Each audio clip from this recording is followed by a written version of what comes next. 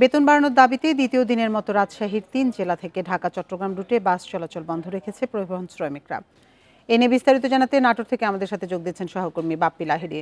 বাপ্পি, এই শ্রমিকদের পরিবহন ধর্মঘটের কারণে পরিবহন মালিকরা কি বলছেন তাদের এই দাবির বিষয়ে? বান্ডেল থাকলে প্রতি সেনমানিতে টাকা বাঁচবে। বিকাশ সেনমানি বান্ডেল কিনে জিতুন প্রতি লেনদেনে। আজকে কিন্তু এই শ্রমিকদের যে ধর্মঘটটা, এই ধর্মঘটটা দ্বিতীয় দিনের মতো চলছে। এই দ্বিতীয় দিনের মতো চলার কারণে কিন্তু আসলে যাত্রীদের বেশ ভোগান্তিতে পড়তে হচ্ছে। আমরা যেটা দেখেছি যে আসলে এখানকার যে গাড়িগুলো রয়েছিল ঢাকাগ্রামী, ঢাকা চট্টগ্রাম সিলেটগ্রামী যে গাড়িগুলো, সেই গাড়িগুলো আজকে বন্ধ থাকায় এখানকার কাউন্টারগুলো কিন্তু বন্ধ হয়ে গেছে।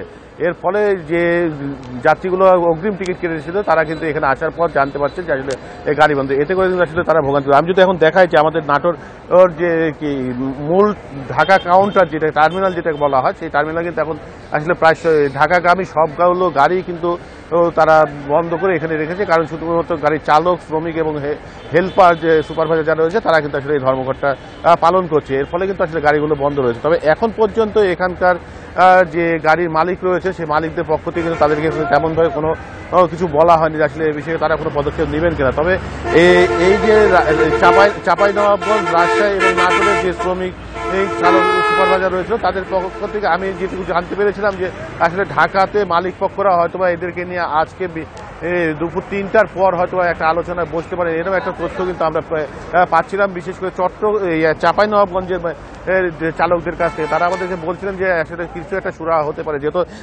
সামনে শারদীয় দুর্গোৎসব, অনেক যাত্রী কিন্তু আসলে দেশের বিভিন্ন প্রান্তে যাতায়াত করবেন, যার কারণে হয়তো মালিকদের পক্ষ থেকে একটা সুরাহা আসতে পারে। তবে এই চালকদের যে দাবিটা রয়েছে, সেই দাবিটা তাদের ন্যায্য দাবি। দীর্ঘ ১৫ বছর ধরে তাদের কিন্তু কোনো রকম বেতন বাড়ানো হয়নি। এই বেতন বাড়ানো না হলে কিন্তু তাদের পক্ষ থেকে কোনোভাবেই যে কোনো পরিস্থিতিতেই তারা কিন্তু আসলে তাদের ধর্মঘট পালন করবে বলে আমাদেরকে জানিয়েছেন। নাটোর থেকে পরিবহন ধর্মঘটের সবশেষ তথ্য জানাচ্ছিলেন সহকর্মী বাপ্পি লাহিড়ী।